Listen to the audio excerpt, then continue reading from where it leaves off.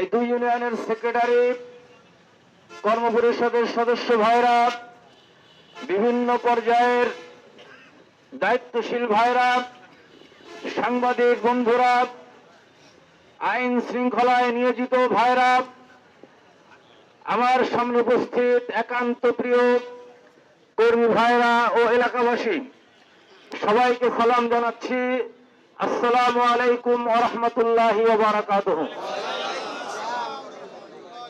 বাংলাদেশ জামাত ইসলামীর সম্মানিত আমির ডক্টর শফিকুর রহমান আগামী 19 জুলাই ঢাকা সৌরআব্দী উদ্যানে 7 দফা বাস্তবায়নের লক্ষ্যে, 7 দফা দাবি আদায়ের লক্ষ্যে মহাসমাবেশ আহ্বান করেছে।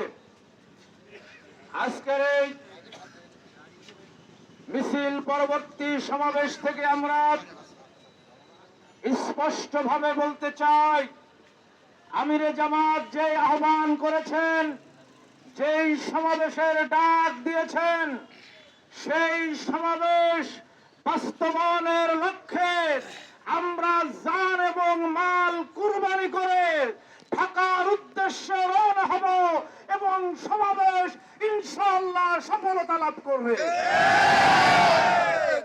আপনারা জানেন, বাংলাদেশ জামাত ইসলামী 7 দফা দাবি করেছে বাংলার জনগণের কাছে এবং বাংলাদেশের যে ইন্টেরিয়র গভর্নমেন্ট তার কাছে।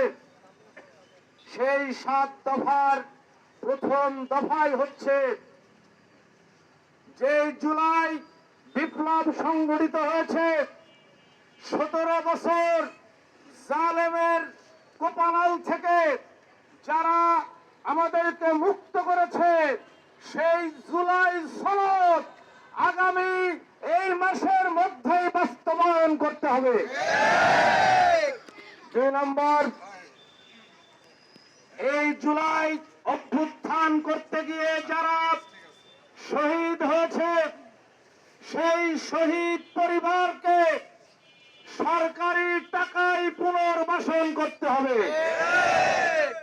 যারা আহত হয়েছে, পঙ্গুত্ব বরণ করেছে, সেই আহত পঙ্গুত্ব বরণকারী সকল জুলাই যোদ্ধাকে স্বীকৃতি দিতে হবে এবং তাদের পুনর্বাসন করতে হবে।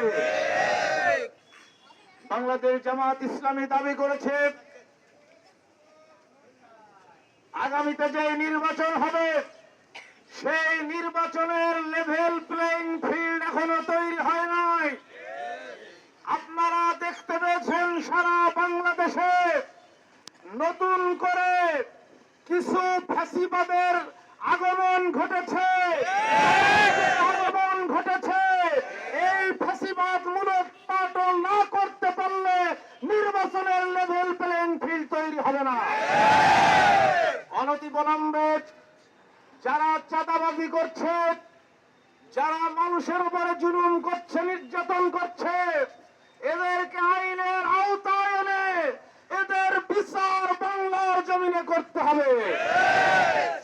বাংলাদেশ জামাত ইসলামী চাই, এদেশের আপামর জনসাধারণকে নিয়ে, এদেশের সকল ধর্ম বর্ণ নির্বিশেষে সকল মানুষকে সাথে নিয়ে একটি ইনসাফপূর্ণ বাংলাদেশ কায়েম করতে চাই বাংলাদেশ জামাত ইসলামী।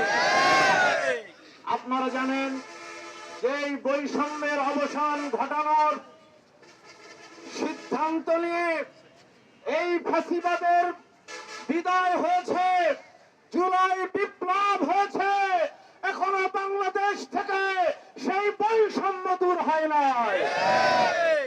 আল্লাহ রাব্বুল আলামিন কুরআনুল কারীমের মধ্যে সূরা আন-নাহলের 90 নম্বর আয়াতে বলেছেন, ইন্নাল্লাহা ইয়ামুরু বিল আদলি ওয়াল ইহসান ওয়া ইতাই যিল কুরবা ওয়া ইয়ানহা আনিল ফাহশাই ওয়াল মুনকার।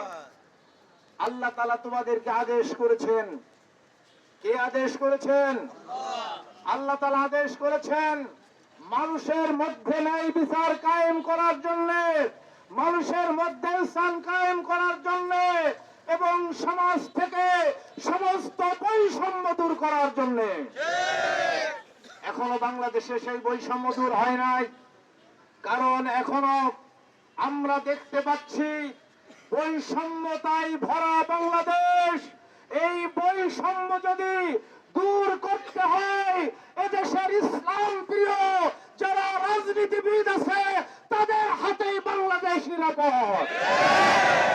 ইতিমধ্যে বাংলাদেশের মানুষ এটা বুঝতে পেরেছে, বাংলাদেশের জনগণ বুঝতে পেরেছে, এদেশের সাধারণ মানুষ বুঝতে পেরেছে এই বাংলাদেশে যদি শান্তি প্রতিষ্ঠা করতে হয়, ফ্যাসিবাদের মূলোৎপাটন করতে হয়, বাংলাদেশ জামাত ইসলামের হাতে আগামী দিনে রাষ্ট্র ক্ষমতা দেওয়া লাগবে। বাংলাদেশ জামাত ইসলামী প্রস্তুতি গ্রহণ করেছে।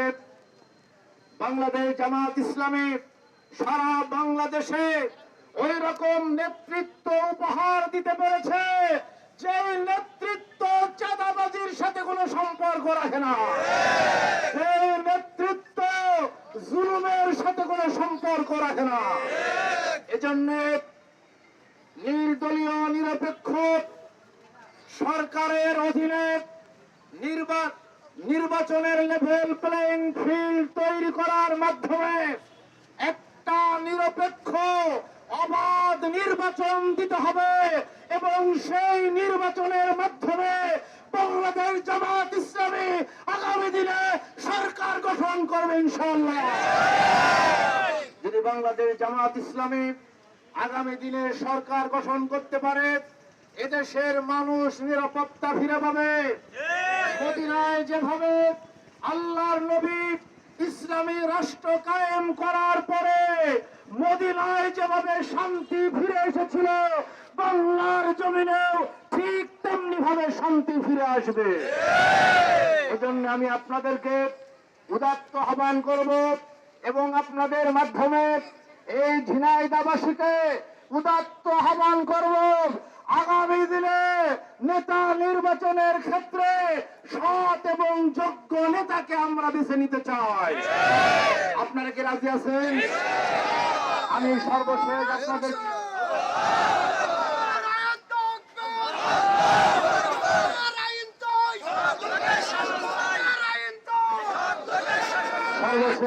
আপনাদেরকে বলতে চাই, প্রাণ প্রিয় ভাইরা, এক ফ্যাসিবাদের বিদায় হয়েছে।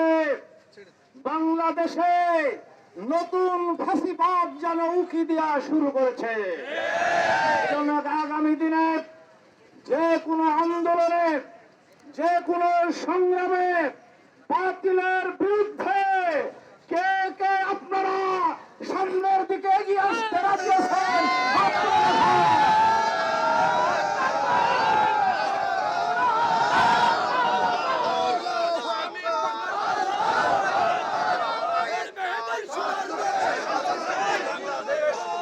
সম্মানিত ভাইরা, আমি সর্বশেষ আপনাদেরকে অনুরোধ করতে চাই, বাংলাদেশ জামাত ইসলামী সকলকে সাথে নিয়ে একটি সোনার বাংলাদেশ গঠন করতে চাই।